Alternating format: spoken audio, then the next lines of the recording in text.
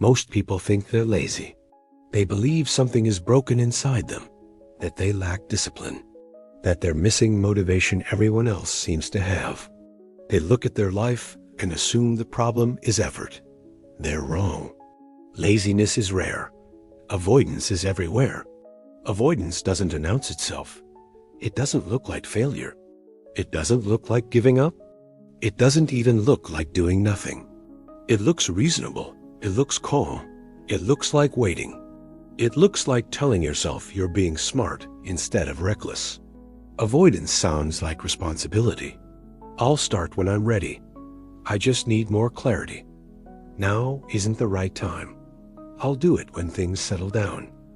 And because those conditions never fully arrive, nothing ever really changes. Here's the uncomfortable truth most people never face. You're not lazy. You're avoiding discomfort, and avoidance feels safe. Avoidance protects you. It protects you from embarrassment, from failure, from judgment, from discovering what happens if you actually try. Because trying creates accountability. If you try and fail, there's nowhere to hide. You know exactly where you stand. But if you never try, you get to keep your excuses intact. And excuses are comfortable.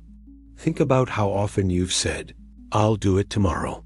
Not because tomorrow is better, but because today feels uncomfortable. Tomorrow is an idea. Today is reality. Avoidance doesn't feel like fear. It feels like patience. But patience is intentional. Avoidance is fear pretending to be wisdom. This is why motivation never arrives. Motivation doesn't come to people who wait. It comes to people who act while unsure. Waiting trains your brain to expect comfort. Action trains your brain to expect progress. And the longer you wait, the harder it becomes to move. Another truth most people avoid. Every time you delay something you know matters, you lose a small amount of self-respect. Not loudly. Not all at once. Quietly. You stop trusting yourself. You stop believing your own words. You tell yourself you'll start tomorrow, and when tomorrow comes and goes, your mind takes note. Eventually, even simple tasks feel heavy. Not because they're difficult, but because you don't trust yourself to finish them. This is where people confuse exhaustion with laziness. They think they're tired because they're doing too much. They're not.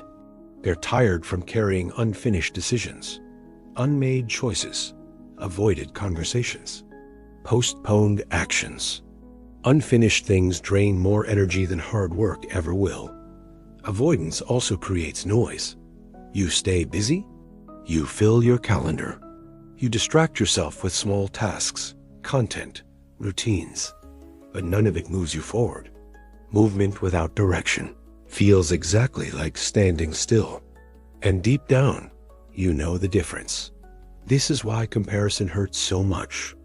You're not really comparing yourself to others. You're comparing who you are to. You know you could have been if you had acted earlier.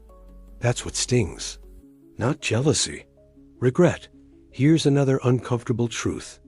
Most people don't fear failure. They fear exposure. They fear finding out whether they're capable when there's no excuse left. Because if you try seriously and still fail, you have to face reality. And reality is harder to negotiate with than imagination. So people wait. They wait for clarity. They wait for confidence. They wait for certainty. But clarity doesn't come before action. Clarity comes from action. Confidence doesn't come before movement. It comes after proof. This is where most self-improvement advice fails.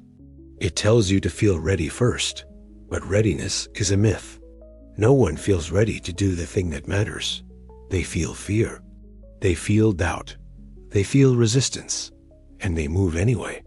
You don't overcome avoidance by becoming confident. Confidence is not the requirement. Action is. You don't need a perfect plan. You don't need permission. You don't need motivation. You need one honest decision that makes you uncomfortable. Not a full transformation.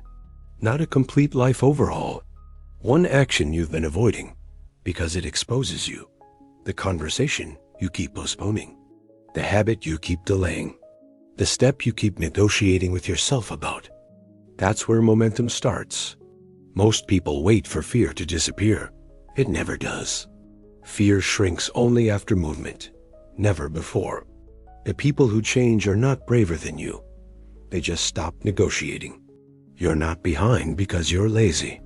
You're behind because you've spent too long bargaining with discomfort. And discomfort always wins negotiations. Until you stop negotiating. If this feels personal, that's because it is. Avoidance isn't a character flaw. It's a daily choice. And the moment you make a different choice, everything begins to shift. Not dramatically, not instantly, but permanently. Avoidance is a choice you make every day.